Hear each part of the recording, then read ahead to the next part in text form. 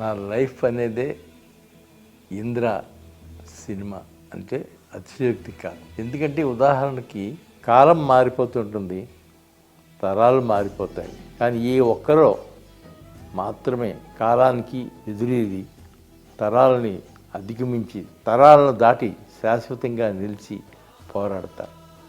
అలాంటి వ్యక్తే మెగాస్టార్ చిరంజీవి గారు. ఆయనతో ఈ చిత్రం నిర్మించడం నా అదృష్టం. చిరంజీవి గారిని ఎక్కడో ఇంత అదృష్టవంతుడిని విడిచిపట్టుకోవడం అనేది నా వల్లే అయ్యింది అనుకుంటాను నేను. థ్యాంక్స్ చిరంజీవి గారు.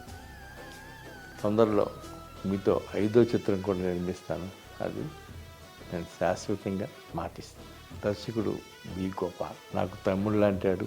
ఒక చిత్రం పనిచేసాం, ఆ తర్వాత మళ్ళా ఈ చిత్రాన్ని తనే డైరెక్ట్ చేయమని నేను అడిగితే తప్పకుండా సార్ నాకు అంత అదృష్టం అని వచ్చి చేశాడు. మణిశర్మ నేనే మ్యూజిక్ డైరెక్టింగ్ చేసింది.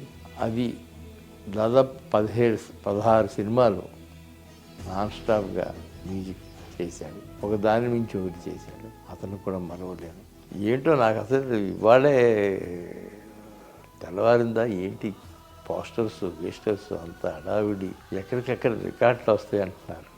చాలా సంతోషంగా ఉంది. నిజంగా ఇది గొప్ప అవకాశం నిర్మాతగా నాకు. ఇప్పుడు సినిమా చూసేవాళ్ళంతా యంగర్ జనరేషన్ ఇప్పుడు చూసి ఆశ్చర్యపోతారు.